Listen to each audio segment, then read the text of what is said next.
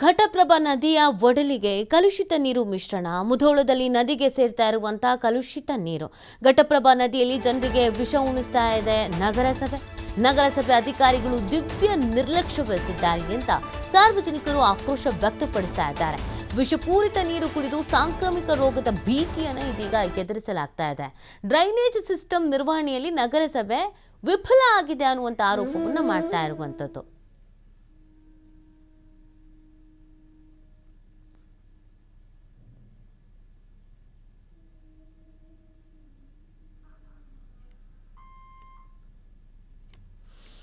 ನೋಡಿ, ಘಟಪ್ರಭಾ ನದಿಯಲ್ಲಿ ಜನರಿಗೆ ವಿಷ ಉಣಿಸ್ತಾ ಇದೆಯಾ ನಗರಸಭೆ ಅನ್ನೋದು ಪ್ರಶ್ನೆ. ಯಾಕಂದ್ರೆ ನಗರಸಭೆಯ ಅಧಿಕಾರಿಗಳ ನಿರ್ಲಕ್ಷ್ಯವೇ ಇದಕ್ಕೆ ಕಾರಣ. ಕಲುಷಿತ ನೀರು ಮಿಶ್ರಣ ಆಗ್ತಾ ಇದ್ರೂ ಕೂಡ ನದಿಗೆ ಯಾಕೆ ಎಚ್ಚೆತ್ಕೊಂಡಿಲ್ಲ, ಯಾಕೆ ಕ್ರಮ ಕೈಗೊಂಡಿಲ್ಲ? ಇದಕ್ಕೆ ವ್ಯವಸ್ಥೆ ಮಾಡಬೇಕು ಅಲ್ವಾ? ಇದನ್ನು ಎಷ್ಟು ಜನ ಸೇವಿಸ್ತಾರೆ ಹೇಳಿ?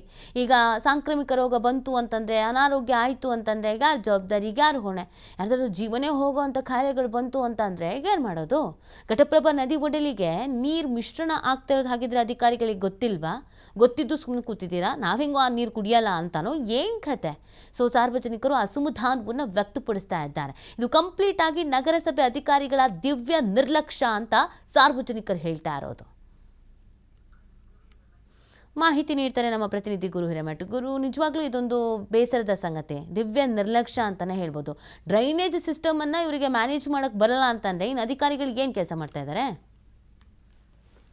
ನೀತಿ ಖಂಡಿತ. ಅಂದ್ರೆ ಕಳೆದ 8 ತಿಂಗಳಿನಿಂದ ಈ ರೀತಿಯಾಗಿ ಡ್ರೈನೇಜ್ ಸಮಸ್ಯೆಯಿಂದ ಸಾಕಷ್ಟು ನೊರೆ ಬರ್ತಕ್ಕಂತ ಏನು ಕಲುಷಿತ ನೀರಿದೆ ಇದು ಘಟಪ್ರಭಾ ನದಿಗೆ ಹೋಗ್ತಿರುವಂತದ್ದು. ಸರಿಸುಮಾರು ಈಗಾಗಲೇ ಸಾರ್ವಜನಿಕರು ಸಾಕಷ್ಟು ಮನವಿಯನ್ನ ಕೂಡ ನೀಡಿರುವಂತದ್ದು. ಅಂದ್ರೆ ಕಳೆದ 4-5 ತಿಂಗಳಿನಿಂದನೇ ನಾವು ಮನವಿಯನ್ನ ಕೊಟ್ಟಿದ್ದೀವಿ ಅನ್ನುವಂತ ಮಾಹಿತಿಯನ್ನ ಅಲ್ಲಿಯ ಸಾರ್ವಜನಿಕರು ಕೂಡ ಫೋನ್ ಕರೆ ಮೂಲಕ ಮಾತನಾಡಿದ ಸಂದರ್ಭದಲ್ಲಿ ಈ ರೀತಿ ನೊರೆ ಸಾಕಷ್ಟು ರೀತಿ ನಾವು ಮನವಿ ಕೊಟ್ಟಿದ್ದೀವಿ. ಆದ್ರೆ ಯಾವುದೇ ರೀತಿ ಮನವಿ ಕೊಟ್ಟರು ಕೂಡ ಇಲ್ಲಿ ಅಧಿಕಾರಿಗಳು ಇಲ್ಲಿ ನಮ್ಗೆ ಸ್ಪಂದನೆ ನೀಡಿಲ್ಲ ಅನ್ನುವಂತ ಮಾಹಿತಿಯನ್ನ ಕೂಡ ನೀಡಿರುವಂತದ್ದು. ಆದ್ರೆ ಅಧಿಕಾರಿಗಳು ಹೇಳ್ತಿರೋದೇನಂತಂದ್ರೆ ಈ ಇತ್ತೀಚಿನ ದಿನಗಳಲ್ಲಿ ನಾವು ಈಗಾಗಲೇ ಶಿಫಾರಸ್ ಮಾಡಿ ಅದಕ್ಕೆ ಒಂದು ಅನುದಾನವನ್ನ ಬಿಡುಗಡೆ ಮಾಡ್ಲಿಕ್ಕೆ ಹೇಳಿದ್ದೀವಿ. ಅದು ಬಂದ ನಂತರ ನಾವು ಡ್ರೈನೇಜ್ ಸಿಸ್ಟಮ್ ಅನ್ನ ಬಂದ್ ಮಾಡಿ ಬೇರೆ ಅಡಿಗೆ ಸ್ಥಳಾಂತರ ಮಾಡ್ತೀವಿ ಅನ್ನುವಂತ ಮಾಹಿತಿಯನ್ನ ಕೂಡ ಹೇಳಿರುವಂತದ್ದು.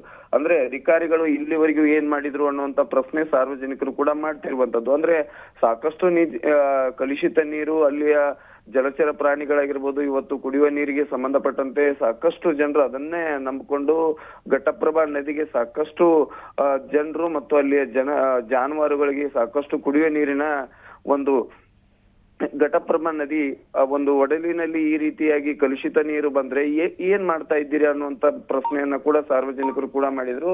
ಆದ್ರೆ ಈಗ ಅಧಿಕಾರಿಗಳು ತಿರುವುದು ಇನ್ನೇನು 1 ತಿಂಗಳಲ್ಲಿ ನಾವು ಸಂಬಂಧಪಟ್ಟಂತ ಏನು ಅನುದಾನ ಬರುತ್ತೆ ಅನುದಾನದ ಒಂದು ಶಿಫಾರಸ್ ಮಾಡಿದೀವಿ, ಅದು ಬಂದ ನಂತರ ಡ್ರೈನೇಜ್ ಅನ್ನ ಬೇರೆ ಅಡಿಗೆ ಸ್ಥಳಾಂತರ ಮಾಡ್ತೀವಿ ಅನ್ನುವಂತ ಮಾಹಿತಿಯನ್ನ ಕೂಡ ಹೇಳಿರುವಂತದ್ದು. ಆದ್ರೆ ಈ ಇತ್ತೀಚಿನ ದಿನಗಳಲ್ಲಿ ಕಲುಷಿತ ನೀರಿನಿಂದ ಸಾಕಷ್ಟು ಜನರಿಗೆ ಸಮಸ್ಯೆ ಆಗಿದೆ ಅನ್ನುವಂತ ಮಾಹಿತಿಯನ್ನ ಕೂಡ ಅಲ್ಲಿ ಸಾರ್ವಜನಿಕರು ಹೇಳ್ತಿರುವಂತದ್ದು.